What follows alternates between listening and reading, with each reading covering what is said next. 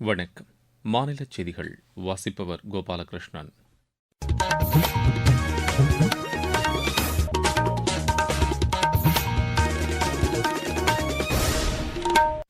தலைப்புச் செய்திகள். திடக்கழிவுகளை மறுசுழற்சி செய்ய வேண்டியதன் அவசியத்தை பிரதமர் திரு நரேந்திர மோடி வலியுறுத்தியுள்ளார். விவசாயிகளின் வாழ்வாதாரத்தை மேம்படுத்த மத்திய அரசு தொடர்ந்து நடவடிக்கை மேற்கொண்டு வருவதாக மத்திய வேளாண் அமைச்சர் திரு சிவராஜ் சிங் சௌஹான் கூறியுள்ளார். பொதுமக்களுக்கு மேம்பட்ட போக்குவரத்து வசதிகளை வழங்குவதற்கான நடவடிக்கைகள் மேற்கொள்ளப்படும் என்று மாநில அமைச்சர் திரு விஜய் தமிழன் பார்த்திபன் தெரிவித்துள்ளார். நீலகிரி, கோவை, திருப்பூர், திண்டுக்கல் உள்ளிட்ட பகுதிகளில் அடுத்த 2 தினங்களுக்கு ஓரிரு இடங்களில் கனமழைக்கு வாய்ப்புள்ளதாக வானிலை ஆய்வு மையம் கூறியுள்ளது.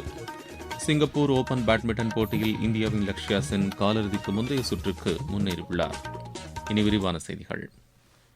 தூய்மை இந்தியா இயக்கத்தின் 2ஆம் கட்ட நடவடிக்கைகளை திறம்பட அமல்படுத்தப்பட வேண்டியதன் அவசியத்தை பிரதமர் திரு நரேந்திர மோடி வலியுறுத்தியுள்ளார். புதுதில்லியில் பிரதமர் தலைமையில் நடைபெற்ற பிரகதி கூட்டத்தில் பேசிய அவர், இந்த இயக்கத்தில் மக்கள் பெருமளவில் பங்கேற்பதை ஊக்குவிக்க வேண்டும் என்று வலியுறுத்தினார். உள்கட்டமைப்பு வசதிகளின் உருவாக்கத்தை கடந்து தூய்மை நடவடிக்கைகள் குறிப்பிடத்தக்க அளவில் அதிகரிக்கச் செய்வதுடன் தொடர்ந்து அவற்றை கண்காணிக்க வேண்டும் என்றும் அவர் கேட்டுக் கொண்டார். கழிவுகளை மறுசுழற்சி செய்வதற்கான கோபர்தன் ஆலை உட்பட திடக்கழிவு மேலாண்மை தொடர்பான உள்கட்டமைப்பு வசதிகளை மேம்படுத்த வேண்டும் என்றும் அவர் கூறினார்.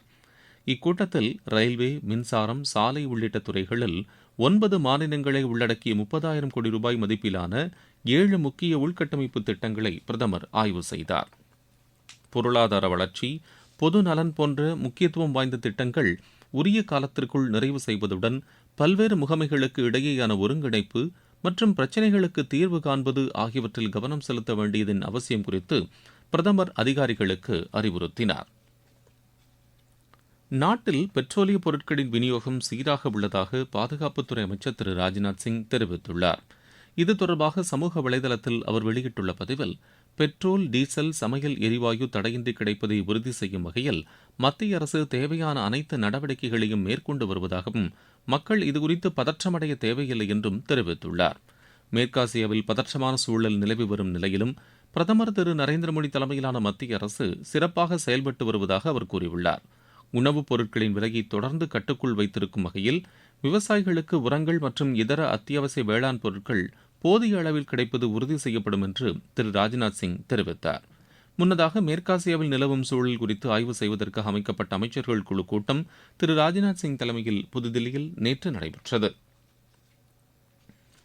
வேளாண் துறையின் வளர்ச்சிக்காகவும் விவசாயிகளின் வாழ்வாதார மேம்பாட்டிற்காகவும் மத்திய அரசு தொடர்ந்து பணியாற்றி வருவதாக மத்திய வேளாண் அமைச்சர் திரு சிவராஜ் சிங் சௌஹான் கூறியுள்ளார். முக்கிய பயிர் வகைகளின் உற்பத்தி குறித்த 3வது மதிப்பீட்டு அறிக்கையை புதுதில்லியில் அவர் வெளியிட்டார். இந்நிகழ்ச்சியில் பேசிய அவர், வேளாண் விளைபொருட்களின் உற்பத்தியில் சாதனை படைப்பதற்கான சாத்தியக்கூறுகள் உள்ளதாக கூறினார். நாட்டில் உணவு தானியங்கள், எண்ணெய் வித்துக்கள், வர்த்தகப் பயிர்கள் உற்பத்தி வலுவான நிலையில் உள்ளதாகவும் அவர் தெரிவித்தார். முக்கிய பயிர் வகைகளின் உற்பத்தியை அதிகரிக்க ஏதுவாக இந்திய வேளாண் ஆராய்ச்சி குழுமத்தின் ஆய்வுகள் முக்கிய பங்கு வகிப்பதாக திரு சிவராஜ் சிங் சௌஹான் கூறினார். தியாகத் திருநாளாம் பக்ரீத் பண்டிகை நாடு முழுவதும் இன்று வழக்கமான உற்சாகத்துடன் கொண்டாடப்படுகிறது. இதனையொட்டி நாடு முழுவதிலும் உள்ள மசூதிகளில் நடைபெறும் சிறப்பு தொழுகைகளில் ஏராளமானோர் பங்கேற்றுள்ளனர். மத நல்லிணக்கம், சகோதரத்துவம், ஈகை ஆகியவற்றை வலியுறுத்தும் வகையில் இந்நாள் கொண்டாடப்படுகிறது. இந்நாளையொட்டி தலைவர்கள் பலர் இஸ்லாமிய மக்களுக்கு வாழ்த்து தெரிவித்துள்ளனர். உச்சநீதிமன்றத்தின் வழிகாட்டுதலின்படி சென்னை மாவட்டத்தில் உள்ள காவல் நிலையங்கள் தொடர்புடைய காணாமல் போன குழந்தைகள் குறித்த வழக்குகளில் உதவி புரிய பாரா சட்டப்பணி தன்னார்வலர்கள் தேர்வு செய்யப்பட உள்ளதாக சட்டப்பணி ஆணைக்குழு அறிவித்துள்ளது. தகுதி வாய்ந்தவர்கள் இதற்கான விண்ணப்பங்களை அடுத்த மாதம் 1ஆம் தேதிக்குள் மாவட்ட சட்டப்பணிகள் ஆணைக்குழு அலுவலகத்திற்கு அனுப்புமாறு கேட்டுக் கொள்ளப்பட்டுள்ளது. நீங்கள் கேட்டுக்கொண்டிருப்பது மாநில செய்தி அறிக்கை.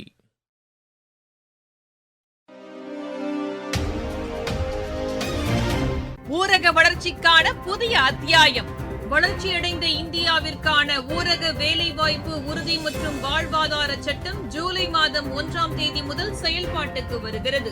இந்த சட்டம் வருடத்திற்கு 125 நாட்கள் வேலையை உறுதி செய்கிறது. இதில் வாரந்தோறும் ஊதியம் வழங்கப்படுவது கட்டாயமாக்கப்பட்டுள்ளது. பணி முடிந்த 15 நாட்களுக்குள் ஊதியம் வழங்குவதை உறுதி செய்வதற்கான அம்சங்களும் இதில் இடம்பெற்றுள்ளன. ஊதியம் காலதாமதமாக வழங்கப்பட்டால் அதற்கான இழப்பீட்டுத் தொகைக்கும் இதில் வகை செய்யப்பட்டுள்ளது. வளர்ச்சியடைந்த இந்தியாவிற்கான பயணத்தில் மோடி அரசு தொடரும் சீர்திருத்த நடவடிக்கைகள்.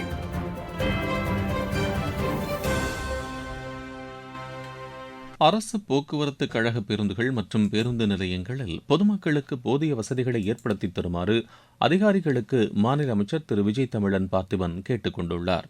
சென்னையில் நேற்று நடைபெற்ற ஆலோசனைக் கூட்டத்தில் போக்குவரத்து துறையை மேம்படுத்துவதற்கான திட்டங்கள் குறித்து விரிவாக விவாதிக்கப்பட்டது. இக்கூட்டத்தில் பேசிய அமைச்சர், அரசு போக்குவரத்து கழகங்களின் வருவாயை அதிகரிப்பதற்கான வழிவகைகள் குறித்து ஆய்வு செய்து நடவடிக்கை மேற்கொள்ளுமாறு அதிகாரிகளுக்கு அறிவுறுத்தினார். தகவல் தொழில்நுட்பத்தை பயன்படுத்தி போக்குவரத்து துறையை மேம்படுத்த வேண்டும் என்றும் அவர் கேட்டுக் கொண்டார். பேருந்துகள் நிற்கும் உணவகங்களில் பரிமாறப்படும் உணவுகளின் தரத்தை உறுதி செய்ய வேண்டும் என்றும் பயணிகளுக்கான வசதிகளை மேம்படுத்த உரிய நடவடிக்கை எடுக்க வேண்டும் என்றும் திரு விஜய் தமிழன் பார்த்திபன் வலியுறுத்தினார். மனித வனவிலங்குகள் மோதலால் ஏற்படும் உயிரிழப்பை தவிர்ப்பதற்கு தேவையான நடவடிக்கைகளை எடுக்குமாறு மாநில வனத்துறை அமைச்சர் திரு ரஞ்சித்குமார் கேட்டுக் கொண்டுள்ளார். சென்னை கிண்டியில் உள்ள வனத்துறை தலைமையகத்தில் நடைபெற்ற ஆய்வுக் கூட்டத்தில் பேசிய அவர், மனித வனவிலங்கு மோதலால் ஏற்படும் உயிரிழப்பு மற்றும் பயிர் சேதங்களுக்கு வழங்க வேண்டிய நிவாரணத் தொகையை விரைந்து வழங்க வேண்டும் என்றும் அதிகாரிகளுக்கு அவர் அறிவுறுத்தினார். வனத்துறையின் செயல்பாடுகளை மேம்படுத்துவதற்கான நடவடிக்கைகளில் அனைவரும் இணைந்து பங்காற்ற வேண்டும் என்றும் திரு ரஞ்சித்குமார் தெரிவித்தார். நீலகிரி, கோவை, திருப்பூர், திண்டுக்கல் உள்ளிட்ட பகுதிகளில் அடுத்த 2 தினங்களுக்கு ஓரிரு இடங்களில் கனமழைக்கு வாய்ப்புள்ளதாக வானிலை ஆய்வு மையம் தெரிவித்துள்ளது. மேலூர், திருப்பத்தூர், கிருஷ்ணகிரி, தருமபுரி, ராணிப்பேட்டை உள்ளிட்ட மாவட்டங்களில் ஓரிரு இடங்களில் பலத்த காற்றுடன் கூடிய மிதமான மழை பெய்யக்கூடும் என்றும் அந்த மையம் கூறியுள்ளது. சென்னை மற்றும் புறநகர் பகுதிகளில் வானம் மேகமூட்டத்துடன் காணப்படும் என்றும் அதிகபட்ச வெப்பநிலை 40 டிகிரி செல்சியஸாக இருக்கும் என்றும் வானிலை ஆய்வு மையம் தெரிவித்துள்ளது. இந்நிலையில் திண்டுக்கல் மற்றும் அதன் சுற்றுவட்டார பகுதிகளில் இடி மின்னலுடன் கூடிய மழை பெய்ததாக எமது செய்தியாளர் தெரிவிக்கிறார். திண்டுக்கல் மற்றும் அதன் சுற்றுவட்டார பகுதிகளில் இடி மின்னலுடன் கூடிய 1 மணி நேரத்திற்கு மேலாக பலத்த மழையானது கொட்டி தீர்த்தது. மாநகராட்சி பகுதிகள் மற்றும் தோமையார்புரம், செட்நாயக்கம்பட்டி உள்ளிட்ட கிராமப்புறங்களிலும் பெய்த இந்த மழையினால் வெப்பம் தணிந்து குளிர்ந்த சூழல் நிலவியது. மழையின் காரணமாக நிலத்தடி நீர்மட்டம் உயர்ந்து விவசாய நிலங்களுக்கு புத்துயிர் கிடைத்துள்ளதால் திண்டுக்கல் பகுதி விவசாயிகளும் பொதுமக்களும் மிகுந்த மகிழ்ச்சி அடைந்துள்ளனர். ஆகாசவாணி செய்திகளுக்காக திண்டுக்கல் மாவட்டத்திலிருந்து ராஜசேகரன், சுப்பிரமணிய பாரதி. இருவரிச் செய்திகள். எத்தியோப்பியாவில் நடைபெறவுள்ள பொதுத் தேர்தலையொட்டி நடத்தை விதிமுறைகளை கண்காணிப்பதற்காக ஆப்பிரிக்க யூனியன் தேர்தல் பார்வையாளர் குழுவை பணியமர்த்தியுள்ளது. வெளிநாடுகளில் உள்ள நேபாள மக்களுக்கு ஆன்லைன் வாயிலாக தூதரக சேவைகளை வழங்கும் நோக்கில் புதிய மொபைல் செயலி ஒன்றை அந்நாட்டு அரசு அறிமுகப்படுத்தியுள்ளது. காங்கோ நாட்டிற்கு இந்தியா அளித்துள்ள அவசரகால மருந்துகளுக்கு ஆப்பிரிக்க நோய் கட்டுப்பாட்டு மையம் வரவேற்பு தெரிவித்துள்ளது. இந்திய பங்களாதேஷ் எல்லைப்பகுதிகளில் வேலை அமைப்பதற்காக 149.79 ஏக்கர் நிலத்தை மேற்குவங்க மாநில அரசு எல்லை பாதுகாப்பு படையினரிடம் ஒப்படைத்துள்ளது. இந்தியாவில் இஸ்லாமிய பெண்களுக்கான உரிமைகள் குறித்த அறிக்கையை உள்துறை அமைச்சகத்திடம் தேசிய மகளிர் ஆணையம் சமர்ப்பித்துள்ளது. அணைகள் பாதுகாப்பு குறித்த ஒருநாள் பயிலரங்கை தேசிய அணைகள் பாதுகாப்பு ஆணையம் புதுதில்லியில் நேற்று நடத்தியது. தூத்துக்குடி மாவட்டத்தில் சிறு குறு மற்றும் நடுத்தர தொழில் நிறுவனங்களுக்கான சிறப்பு முகாம் ஜூன் மாதம் நடைபெறவுள்ளதாக ஆட்சியர் திரு விஷு மகாஜன் தெரிவித்துள்ளார். காஞ்சிபுரம் மாவட்டம் நத்தப்பேட்டையில் அமைக்கப்பட்டு வரும் கழிவுநீர் சுத்திகரிப்பு நிலையத்தை ஆட்சியர் திருமதி ஸ்னேகா நேற்று ஆய்வு செய்தார். கரூரில் பிரசித்தி பெற்ற மாரியம்மன் கோயில் வைகாசி பெருவிழாவையொட்டி கம்பம் ஆற்றில் விடும் விழா வெகு விமரிசையாக நடைபெற்றது. திருநெல்வேலி நெல்லையப்பர் திருக்கோவில் உண்டியலிலிருந்து 28,64,000 ரூபாய் ரொக்கம், 29 கிராம் தங்கம் மற்றும் 927 கிராம் வெள்ளி காணிக்கையாக கிடைத்துள்ளது. விளையாட்டுச் செய்திகள். சிங்கப்பூர் ஓபன் பேட்மிண்டன் போட்டியில் இந்தியாவின் லக்ஷ்யா சென் காலிறுதிக்கு முந்தைய சுற்றுக்கு முன்னேறியுள்ளார்.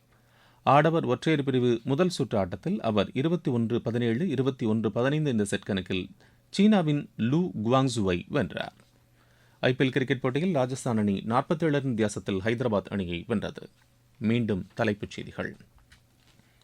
திடக்கழிவுகளை மறுசுழற்சி செய்ய வேண்டியதன் அவசியத்தை பிரதமர் திரு நரேந்திர மோடி வலியுறுத்தியுள்ளார். விவசாயிகளின் வாழ்வாதாரத்தை மேம்படுத்த மத்திய அரசு தொடர்ந்து நடவடிக்கை மேற்கொண்டு வருவதாக மத்திய வேளாண் அமைச்சர் திரு சிவராஜ் சிங் சௌஹான் கூறியுள்ளார். பொதுமக்களுக்கு மேம்பட்ட போக்குவரத்து வசதிகளை வழங்குவதற்கான நடவடிக்கைகள் மேற்கொள்ளப்படும் என்று மாநில அமைச்சர் திரு விஜய் தமிழன் பார்த்திபன் தெரிவித்துள்ளார். நீலகிரி, கோவை, திருப்பூர், திண்டுக்கல் உள்ளிட்ட பகுதிகளில் அடுத்த 2 தினங்களுக்கு ஓரிரு இடங்களில் கனமழைக்கு வாய்ப்புள்ளதாக வானிலை ஆய்வு மையம் கூறியுள்ளது. சிங்கப்பூர் ஓபன் பேட்மிண்டன் போட்டியில் இந்தியாவின் லக்ஷ்யா சென் காலிறுதிக்கு முந்தைய சுற்றுக்கு முன்னேறியுள்ளார். இத்துடன் இந்த செய்தி அறிக்கை நிறைவு பெறுகிறது.